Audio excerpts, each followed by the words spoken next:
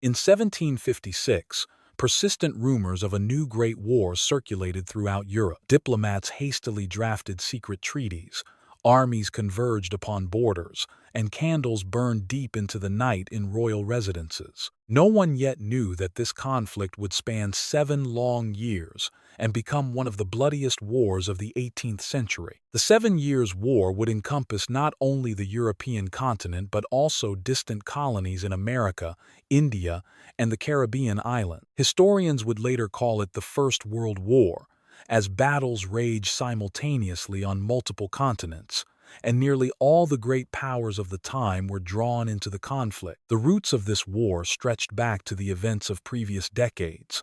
After the War of the Austrian Succession, which ended in 1748, unresolved tensions remained in Europe. Austria could not reconcile itself to the loss of wealthy Silesia, which had passed to Prussia. This province, with its developed weaving industry and coal mines, brought huge revenues to the treasury, and the Viennese court craved its return at any cost. The young Prussian kingdom, under the rule of Frederick II, was rapidly gaining strength and threatening Austria's traditional influence in German land. Frederick did not hide his ambitions and openly spoke of his desire to expand his state's borders, which alarmed all his neighbors.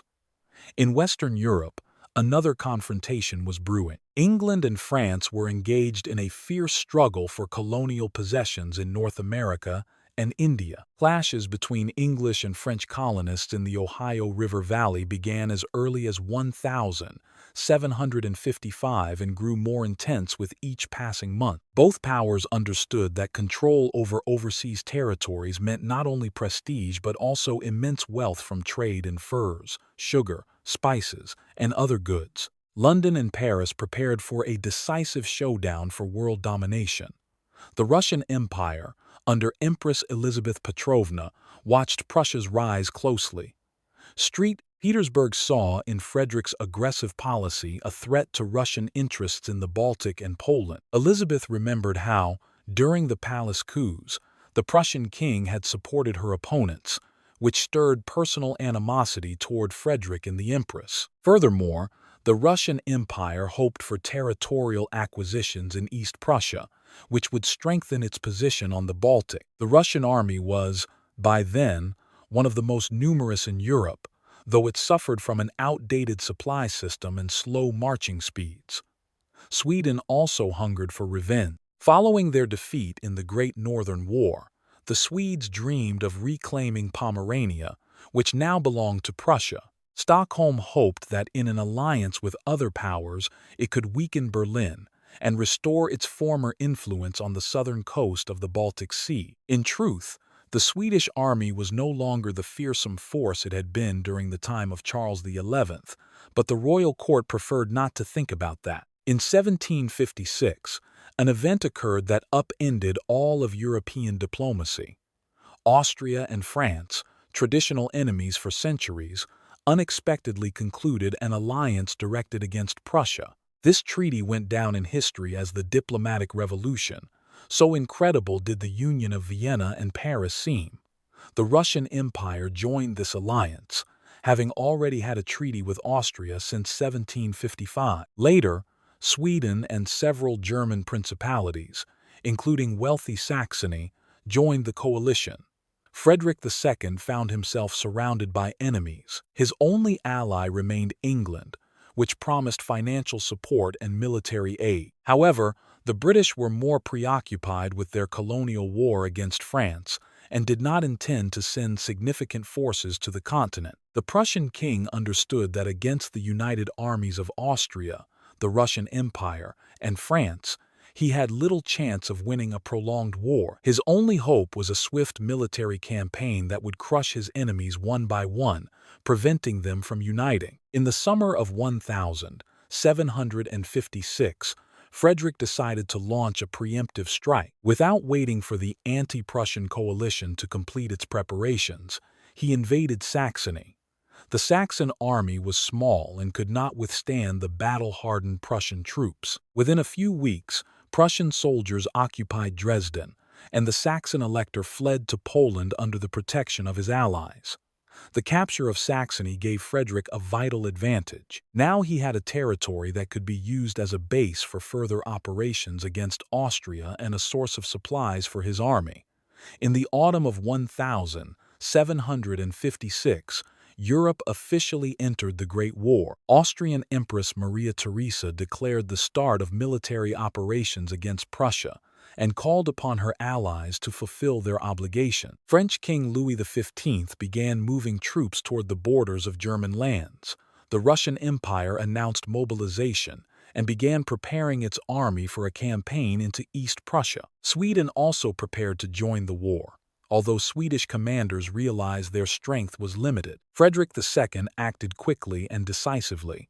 His plan was to defeat his opponents piece by piece, preventing them from joining forces. On the 1st of October 1756, the Battle of Lobositz took place, where the Prussian army clashed with the Austrian. The battle occurred in hilly terrain, obscured by fog, which created confusion for both sides. Prussian soldiers attacked Austrian positions with bayonets, and after several hours of bloody fighting, the Austrians retreated. Frederick achieved his first victory in this war, but it was not decisive.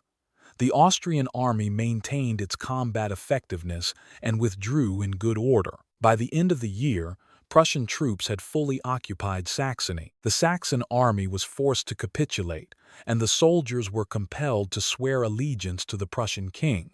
Many Saxons deserted at the first opportunity, unwilling to serve the invader. The occupation of Saxony gave Frederick a rich province that could be plundered to replenish his war chest. Dresden, with its famous porcelain production, Leipzig, with its trade fairs, and other cities now had to support the Prussian army. Saxon peasants groaned under the weight of military levies, and merchants cursed the war that was destroying their businesses. The winter of 1756 to 1757 was spent preparing for the new campaign. The Austrians treated their wounded, replenished their regiments with new recruits, and accumulated strength for the spring offensive. Maria Theresa personally monitored the military preparations and demanded decisive action from her generals. The Russian army moved slowly toward the western borders of the empire. Russian troops consisted of serfs, torn from their villages and herded into regiments. Discipline was maintained by the stick and the rod, but Russian soldiers were famous for their resilience in battle and their willingness to die on an officer's command. The French army prepared to invade German lands.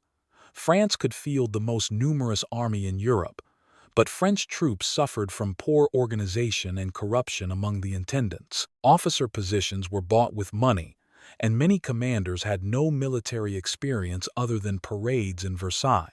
Soldiers wore white uniforms with bright lapels that looked good on review but became dirty quickly during marches. Army supply was organized poorly, and soldiers often went hungry even in peacetime. In the spring of 1757, the war entered a new phase.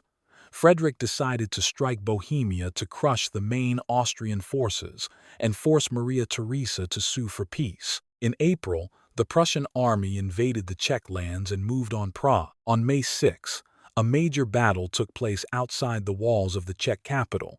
Prussian troops attacked Austrian positions at dawn, and the battle lasted all day. The Austrians fought stubbornly, but Prussian discipline and training prevailed. By evening, the Austrian army had retreated into Prague, and Frederick began a siege of the city. The siege of Prague lasted for over a month. Prussian artillery shelled the city fortifications day and night, and famine began in the narrow streets. Maria Theresa sent a new army to relieve the besieged under the command of Field Marshal Daun. On June 18, the decisive Battle of Kolin took place. Frederick attempted to crush the Austrians with his favorite oblique order, but this time the Austrian generals unraveled his plan. The Prussian attacks were repulsed with heavy losses, and Frederick was forced to retreat, lifting the siege of Prague. This was the first serious defeat of the Prussian king in this war, and it showed that the Austrians had learned to counter Prussian tactics. In the summer of 1757, the Russian army finally began its offensive. The troops were commanded by General Field Marshal Stepan Fyodorovich Apraksin, an experienced courtier but a mediocre military leader. Russian soldiers, in their heavy green uniforms, moved slowly along the dusty roads of East Prussia, dragging supply trains with provisions and ammunition. The army numbered about 90,000 men but moved at a speed of no more than 15 kilometers per day. In early July, Russian troops captured the Prussian fortress of Memel on the Baltic coast without a fight. Frederick II ordered General Lewald to stop the Russian advance. Lewald had about 30,000 soldiers, 3 times fewer than the Russian, but the Prussian general hoped for the training of his troops and the element of surprise. On the 19th of August 1757, the Prussian army attacked the Russians at the village of Gross-Jägersdorf. Lewald struck at dawn, when the Russians had not yet managed to form up properly for battle. Prussian grenadiers went on the attack with beating drums, and the artillery opened up with devastating fire. The first line of Russian troops wavered under the Prussian onslaught. Cavalry on the left flank took flight, leaving the infantry without cover. Prussian soldiers captured 3 Russian artillery batteries and about 60 cannons. It seemed the battle was lost and the Russian army would be crushed, and Apraksin was already considering retreat, but his subordinates demanded to continue the fight. At the critical moment, the brigade of General Pyotr Alexandrovich Rumyantsev, a future great commander, entered the battle. Rumyantsev led his regiments around the Prussian positions and struck the flank of Lewald's attacking infantry. This maneuver was a complete surprise for the Prussians. Russian soldiers went into a bayonet charge with a shout, and the Prussian infantry wavered. Lewald tried to reorganize his troops, but it was too late, and the initiative passed to the Russians. The Prussian army began to retreat, suffering heavy losses from the Russian artillery fire. By evening, the battlefield remained in the hands of the Russian troops. The losses at the Battle of Gross-Jägersdorf were significant for both sides. The Prussian army lost about 4,000 men killed and wounded. Russian losses were much higher, nearly 6,000 men, with about 1,500 killed. Lewald retreated, opening the road for the Russians to Königsberg, the capital of East Prussia. This was the first victory of Russian arms over Prussian troops, and in St. Petersburg there was jubilation upon hearing news of the battle. Empress Elizabeth ordered a Thanksgiving service at the Assumption Cathedral and generously rewarded the participants of the battle. But Apraksin did not capitalize on the victory.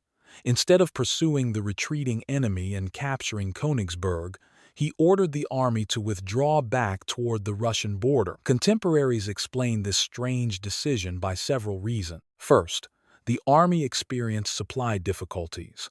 The supply trains had fallen behind, and the soldiers were starving. Second, there were persistent rumors in St. Petersburg about the serious illness of Empress Elizabeth, and Apraksin feared that after her death, the heir, Peter, who was known for his pro-Prussian sympathies, would come to power. The field marshal did not want to win brilliant victories over Frederick, so as not to incur the wrath of the future emperor. Be that as it may, the retreat after a victory provoked the anger of Elizabeth, and Apraksin was recalled from the army and put on trial. Meanwhile, in the West, the war was flaring up with renewed force. The French army invaded Hanover, the English king's possession on the continent. The Duke of Cumberland, commanding the Anglo-Hanoverian forces, tried to stop the French but was defeated and forced to sign a humiliating capitulation. All of northern Germany fell under French control. It seemed that Frederick's days were numbered. He was surrounded by enemies on all sides, and his allies were suffering defeat. But the Prussian king did not intend to give up. On November 5, at Rossbach, Frederick routed the united Franco-Imperial army, which outnumbered his troops 2-1. This was a brilliant victory for the Prussian military school. The French lost about 7,000 men, while Prussian losses amounted to only 500 soldiers. And a month later, on December 5, Frederick won another impressive victory at Leuthen, crushing the Austrian army. These 2 victories saved Prussia from imminent destruction and proved to all of Europe that the Prussian army remained a fearsome force. The year 1758 began for Prussia in a relatively favorable environment. The victories at Rossbach and Leuthen raised the morale of the Prussian army and forced opponents to plan their actions with greater caution. However, Frederick's strategic position remained dire. His state was surrounded by enemies, and Prussia's human and material resources were incomparable to those of the anti-Prussian coalition. Each campaign took away thousands of experienced soldiers who were becoming harder to replace. Prussian recruiters scoured villages in search of recruits, but young men hid in the forests, not wanting to go to war. The new commander of the Russian army was General Wilhelm von Fermor, a German in Russian service. Fermor was a methodical and cautious commander who preferred to act by the book and avoid risky maneuvers. In January, Russian troops resumed their advance into East Prussia. This time, the progress was more successful. On January 11, Königsberg, the main city of the province, was taken without a fight. The local population swore an oath of allegiance to the Russian Empress, and East Prussia became part of the Russian Empire for several years. The residents of Königsberg greeted the Russian soldiers with trepidation, expecting looting and violence. But the Russian command established strict order. Officers were ordered not to allow looting, and severe punishments were prescribed for violations of discipline. Gradually, the local population was convinced that the Russians did not intend to ravage the region, and life in the city returned to its usual course. However, military levies and the need to support the Russian garrison weighed heavily on the shoulders of the burghers, and they waited impatiently for the end of the war. In the summer of 1758, Fermor led the army deep into Prussian lands. His target was the fortress of Kustrin on the Oder River, an important communications hub guarding the path to Berlin. Frederick understood the danger of the Russian advance and moved quickly to meet the enemy with all available forces. On August 14, at the village of Zorndorf, one of the bloodiest battles of the war took place. The battle began at dawn and lasted until late evening, when both armies, exhausted, remained in their positions. The Battle of Zorndorf was distinguished by its extreme brutality. Prussian soldiers attacked Russian squares again and again, but the Russian infantry stood to the death, repelling attacks with rifle fire and bayonets. The Prussian cavalry tried to break through the Russian lines, but Russian dragoons met them with counterattacks.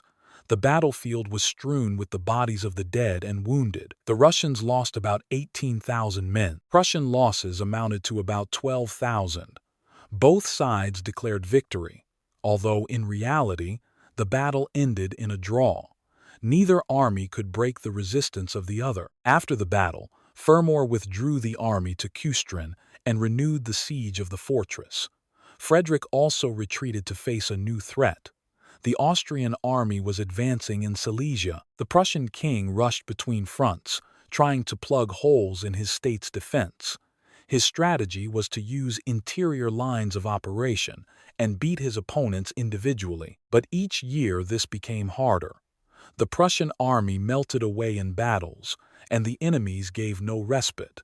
Meanwhile, in the west, the French continued to achieve successes. The French army occupied several important fortresses in the Rhineland and threatened the Hanoverian possessions of the English king. The British sent a new expeditionary corps to the continent under the command of Duke Ferdinand of Brunswick, who managed to stop the French advance. The war in western Germany took on a positional character. Armies maneuvered, besieged fortresses, and fought small battles, but no decisive turning point occurred. Across the ocean, the British were achieving impressive successes in the struggle against France. The British Navy dominated the seas, intercepting French merchant ships and blockading ports. In North America, English colonists, with the support of regular troops, captured Fort Louisbourg, a key French fortress on the coast. In India, the English East India Company was pushing the French out, capturing their factories one after another. France was gradually losing its colonial empire, but Louis XV stubbornly continued the war on the continent, spending huge sums to support Austria. By the end of the year, all warring parties were exhausted. National treasuries were empty. Soldiers deserted, Peasants groaned under the weight of military taxes. But the war continued. None of the powers wanted to admit defeat and were ready to go to the end. Diplomats held negotiations about a possible peace, but the parties' demands were incompatible, and each hoped for a military victory that would allow them to dictate terms to their opponents. The spring of 1759 brought no relief to the war-weary peoples of Europe. Military preparations began again. Supply trains with provisions and ammunition moved along the road. Thousands of men were again torn from their families and sent to regiments. The anti-Prussian coalition developed a plan for joint action. The Russian and Austrian armies were to join forces and, through combined efforts, crush Frederick. If this plan had succeeded, Prussia would have been crushed by the numerical superiority of its opponent. The new commander-in-chief of the Russian army was General Pyotr Semyonovich Saltykov, an experienced military leader who had distinguished himself in the Russo-Turkish War. Saltykov was more decisive and energetic than his predecessors, and was firmly intent on ending Prussian resistance. In the summer, the Russian army moved west toward the Oder River, where it was to join with the Austrians. On July 12, near the village of Plassey, a battle took place between the Russians and a Prussian corps guarding the crossings over the Oder. The Russian troops attacked the Prussian positions head-on and, after a fierce battle, broke the enemy's resistance. Frederick understood the mortal danger of the Russians and Austrians joining forces. He gathered all available forces, about 48,000 soldiers, and rushed to meet the enemy. The Prussian king hoped to crush the Allies before they could properly organize coordination between their armies. On August 10, the Russian army crossed the Oder and began maneuvering, trying to outflank the Russo-Austrian forces. Saltykov occupied a strong position on the hills near the village of Kunersdorf, east of Frankfurt and der Oder. On the morning of August 12, Frederick began his attack. Prussian artillery opened heavy fire on the Russian batteries, attempting to suppress them. Under the cover of artillery, the Prussian infantry began an assault on the Allies' right flank. Initially, the attack developed successfully. The Prussians captured several Russian batteries and pushed back the defenders. By midday, it seemed that Frederick was achieving another victory. The Russians had captured 180 Russian guns and several thousand prisoners. The king was already celebrating victory and had sent a courier to Berlin with the joyful news. But the Russians did not intend to give up. Saltykov brought fresh reserves into the battle and ordered a counterattack. The Russian infantry moved forward to the sound of drums, reclaiming lost position. The Austrian artillery opened flanking fire on the Prussian columns, inflicting terrible losses. Frederick ordered his best cavalry general, Seydlitz, to attack the Russian center. But Seydlitz, evaluating the situation, realized that the attack was doomed to failure. Only after several repeated orders did Seydlitz lead his cavalry into the attack.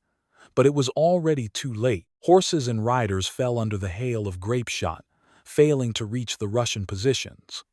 By 3 p.m., the situation on the battlefield had completely changed. Exhausted by the long battle and immense losses, the Prussian soldiers could not withstand the Russian counterattack and began to retreat. The retreat quickly turned into a panic-stricken flight.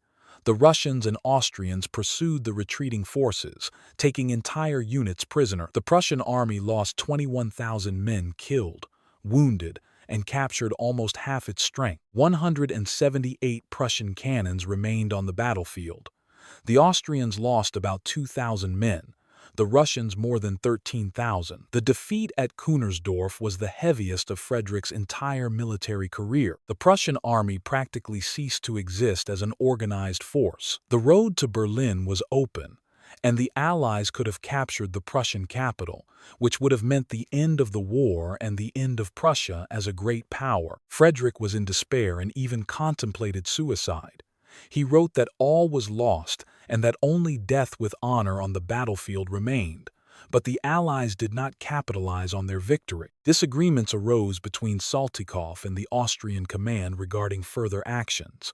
The Russian general wanted to advance on Berlin, but the Austrians insisted on capturing Silesia. While the Allies argued, Frederick managed to gather the remnants of his army and restore the defense. The moment was lost, and the war continued. Contemporaries wondered what might have been if the Allies had acted decisively after Kunersdorf. Perhaps the war would have ended as early as 1759, but history does not tolerate the subjunctive mood. The year 1760 became a turning point in the 7 Years' War.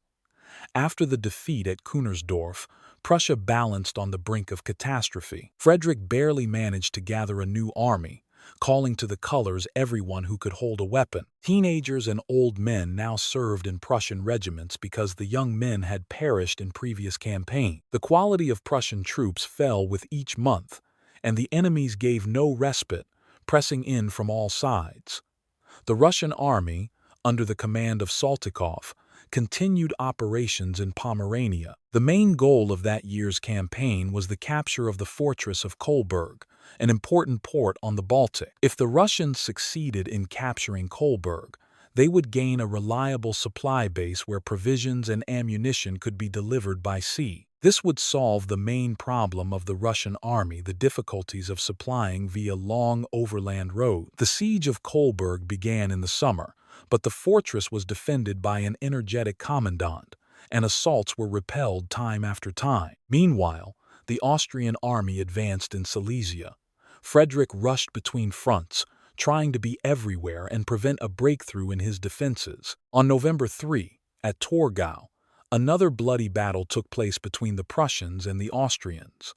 The battle lasted until dark, and both sides suffered huge losses. Formally, Frederick emerged the victor. The Austrians retreated from the battlefield, but the Prussian army was so bled white that it could not pursue the enemy. While Frederick was occupied fighting the Austrians, the Russian command decided to conduct a daring operation against Berlin. The corps of General Zakhar Grigorievich Chernyshev, consisting of 22,000 men, moved toward the Prussian capital. With Chernyshev went the cavalry of General Gottlieb von Tautleben and Cossack regiments, which were to act as the vanguard. News of the Russian approach caused panic in Berlin.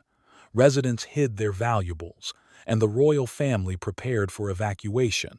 On the 28th of September 1760, Russian troops entered Berlin. The Prussian garrison was too weak to defend the city, and the commandant capitulated to avoid an assault and looting. This was an unprecedented case. The capital of a great power was in the hands of the enemy, and the king had fled his residence. The residents of Berlin greeted the Russian soldiers with trepidation, expecting the outrages and looting that usually accompanied the capture of cities in that era. But Chernyshev established strict discipline and did not allow looting. Russian officers ensured that the soldiers did not harass the local residents, and severe punishments were applied for violation. Berlin merchants even opened their shops, trading with the Russian soldiers, who willingly bought tobacco, schnapps, and other goods. However, the Russian command imposed a contribution of 1.5 million thalers on the city, which was to replenish the war chest. City authorities haggled for a long time, trying to lower the sum, but in the end, they had to pay. After staying in Berlin for 4 days, Russian troops left the city. Chernyshev received news that Frederick was rushing to the rescue of the capital with large forces and prudently decided to retreat without engaging in a battle. Before leaving, Russian soldiers burned several warehouses containing military property and destroyed stockpiles of powder and weapons. When Prussian troops entered Berlin, the city greeted them with the solemn ringing of bells, rejoicing in their liberation from the occupier. But the moral effect of the Russian operation was enormous.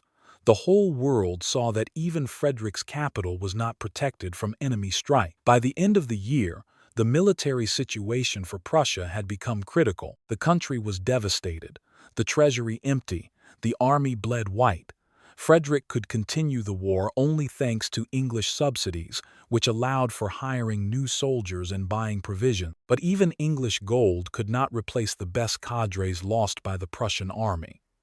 In Berlin and other Prussian cities, there was increasing talk of the need for peace, even if it were not very honorable. Frederick, however, stubbornly continued the struggle, hoping for a miracle that would save his state from destruction. The year 1761 began for Prussia in a desperate situation. Frederick had about 100,000 soldiers at his disposal, but acting against him were the united forces of the Russian Empire, Austria, France, and Sweden, totaling more than 300,000 men. The Prussian economy was undermined by 6 years of continuous war. Peasants fled their villages to avoid paying unbearable taxes, and famine reigned in the cities. The Allies prepared for a decisive offensive that was to finally break Prussian resistance. The main goal of the Russian army this year remained Kolberg. Saltykov was recalled to St. Petersburg, and the new commander was General Alexander Borisovich Buturlin, a cautious and slow-moving military leader. The siege of Kolberg continued throughout the summer and autumn. Russian soldiers dug trenches under enemy fire, moving the siege lines ever closer to the fortress walls. The garrison defended itself desperately, making daring sorties and inflicting sensitive losses on the besiegers. On December 16, after a 4-month siege, Kolberg finally capitulated. The capture of the fortress became an important success for Russian arms. Now the army had a reliable base on the Baltic coast. The Corps of Rumyantsev, which had distinguished itself during the assault, received high praise from the command. But the joy of the victory in St. Petersburg was overshadowed by troubling news about the health of Empress Elizabeth.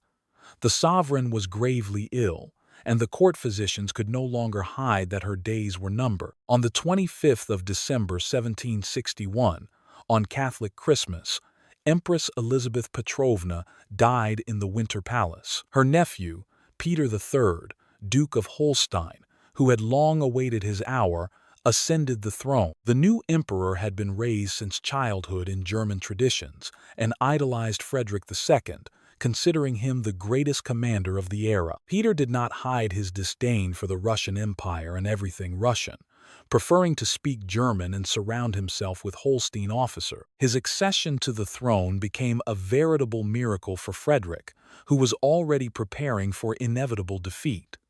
One of the first decisions of the new emperor was to end the war with Prussia. Peter III sent an envoy to Frederick with a proposal for peace and an alliance. The Prussian king could not believe his luck. Only yesterday his state had stood on the brink of ruin. And today, his most dangerous opponent was offering not just peace, but friendship. On the 5th of May 1762, a peace treaty between the Russian Empire and Prussia was signed in St. Petersburg. Under its terms, Russia returned to Prussia all conquered territories, including East Prussia with Königsberg, and received no compensation for 6 years of war. The Russian army, which had conquered Prussian lands with such difficulty, was in a rage.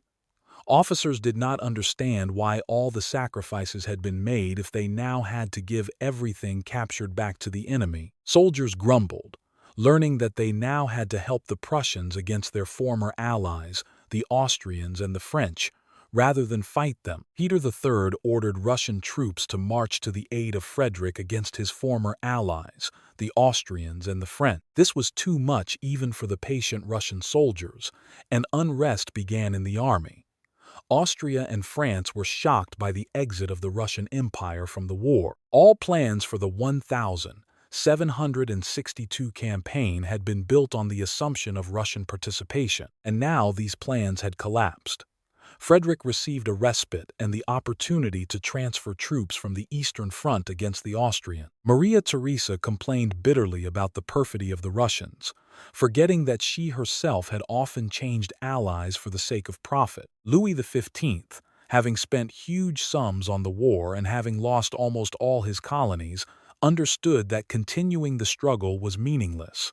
In the summer of 1762, a state coup occurred in Russia. Guard officers, led by the Orlov brothers, overthrew Peter III and elevated his wife to the throne, the German princess Sophie Augusta Friedricha, who took the name Catherine II. The deposed emperor soon died under mysterious circumstances, officially of colic, but everyone understood that he had been murdered. The new empress was too intelligent to renew a war that had cost the empire immense sacrifices and brought no benefits. Catherine confirmed the peace treaty with Prussia but recalled the Russian troops that were supposed to help Frederick. While blood was being shed in endless battles in Europe, the fate of two colonial empires was being decided on the other side of the Atlantic. The struggle between England and France for dominance in North America had begun even before the official declaration of war in Europe. French colonies in Canada and along the Mississippi River formed a huge crescent, encircling English settlements on the Atlantic coast. The English wanted to break this ring and seize the rich lands of the continent's interior. In America, the war was called the French and Indian War because both sides actively attracted Indian tribes to their side. The French traditionally maintained good relations with the Indians, trading with them for furs and rarely seizing their lands for settlement. English colonists, by contrast, constantly expanded their holdings at the expense of Indian territories, cutting down forests and plowing fields. Therefore, most Indian tribes supported the French, hoping that their victory would stop English expansion. Initially, the war unfolded unsuccessfully for the English. French detachments with Indian allies carried out daring raids on English settlements, burning farms and taking captives. In 1755, the English General Braddock was routed in the forests of Pennsylvania, and his troops, trained to fight in the European manner, could not counter the guerrilla tactics of the French and Indians. The red uniforms of the English soldiers served as excellent targets for shooters hiding behind trees. The turning point came after England sent significant reinforcements to America and placed talented commanders at the head of the troops. In the summer of 1758, the English captured the fortress of Louisbourg, which guarded the entrance to the Gulf of St. Lawrence. This opened the way into the very heart of French Canada. The following year, the English army besieged Quebec, the capital of New France. On the 13th of September, 1759, the decisive battle took place on the Plains of Abraham outside the walls of Quebec. The English General Wolfe landed his troops in an unexpected place and led them onto a plateau overlooking the city. French Marquis de Montcalm, who commanded the defense, was forced to accept battle in unfavorable conditions. The battle lasted only about 15 minutes but was exceptionally bloody. Both commanders, Wolfe and Montcalm, were mortally wounded in this battle. French troops retreated, and a few days later, Quebec capitulated. The fall of Quebec predetermined the outcome of the war in North America. The following year, the English captured Montreal, and French power in Canada ceased to exist. Tens of thousands of French colonists found themselves under the rule of the English crown. Many of them later moved to Louisiana or returned to France, not wishing to live under foreign rule. Indian tribes that had supported the French were left without allies in the face of English expansion. Their lands were quickly seized by colonists, and those who resisted were mercilessly exterminated. In India, a similar drama was unfolding. The English and French East India Companies fought for control over rich Indian principalities. Both sides actively interfered in local conflicts, supporting one ruler against another and receiving trade privileges and territorial concessions for doing so. The English company proved more successful in this game. Its agents were more skilled in intrigue, and its troops were better organized.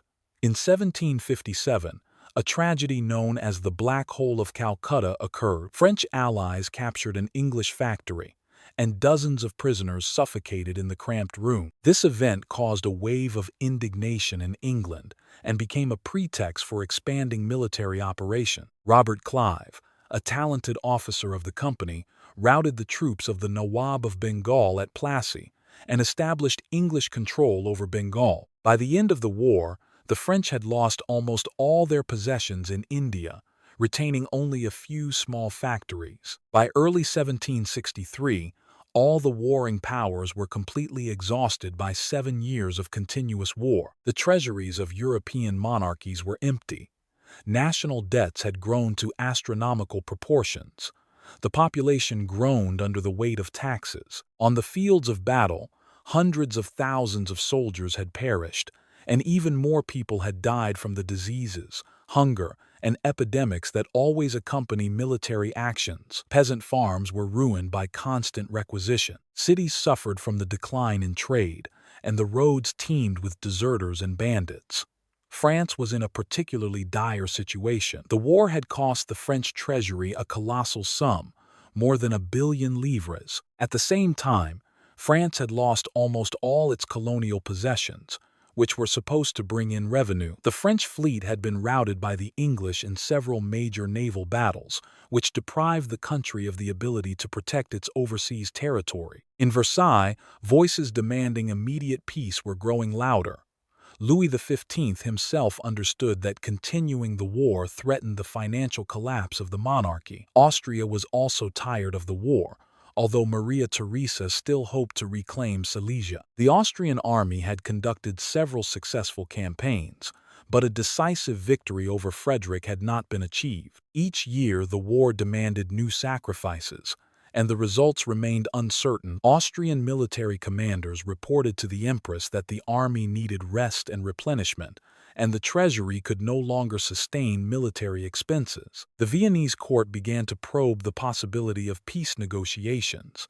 England, by contrast, emerged from the war as a victor. The British fleet dominated all the seas. English merchants had captured trade routes. The colonies brought in huge revenue. However, the war on the continent and the support of allies had also cost a lot, and in London they did not want to continue the senseless bloodshed in Europe. The English government had achieved its main task.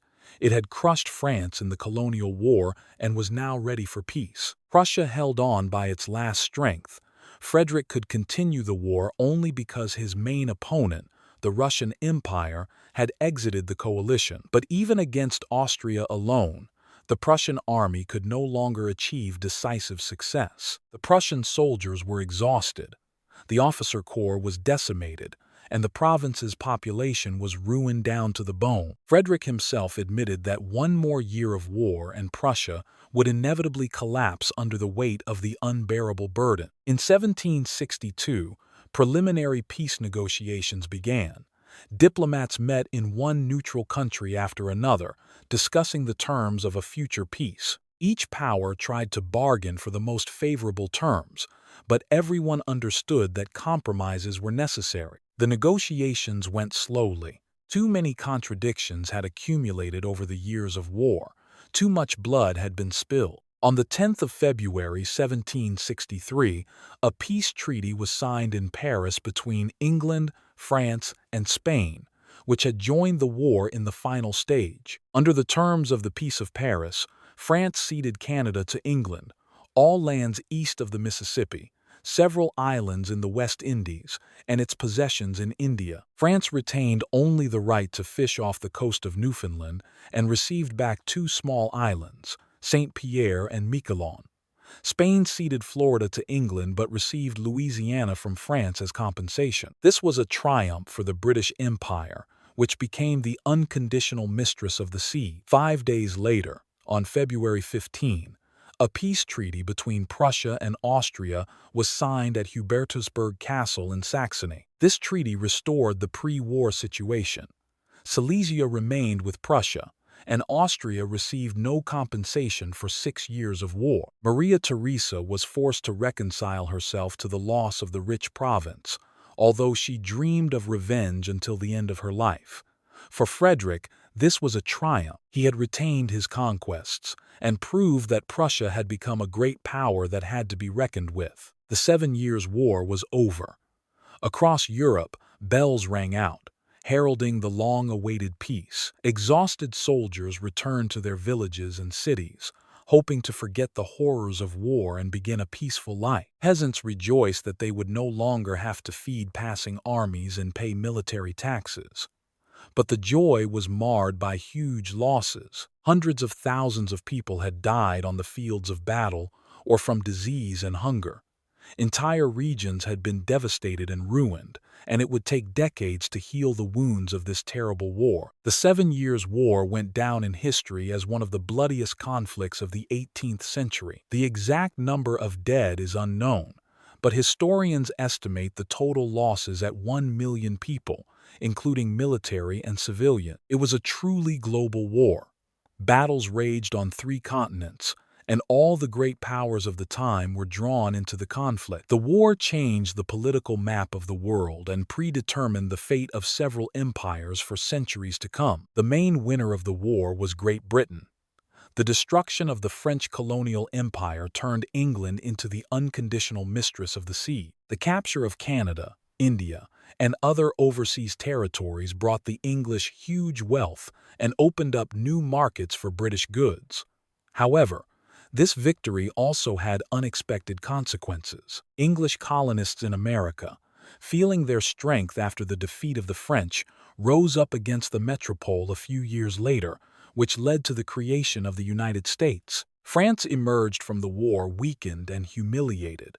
The loss of its colonial empire was a heavy blow to French prestige and the economy. The state debt had grown to incredible proportions, and government attempts to restore order to finances met with resistance from the privileged classes. The 7 Years' War became one of the causes of the financial crisis that, 26 years later, would lead to the French Revolution and the collapse of the monarchy. Louis XV regretted until the end of his life his entry into a war that had brought France nothing but ruin.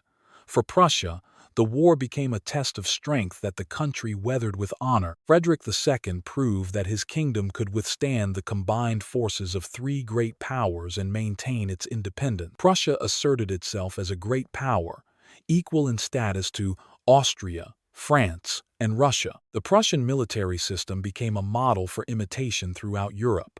However, the war cost Prussia dearly.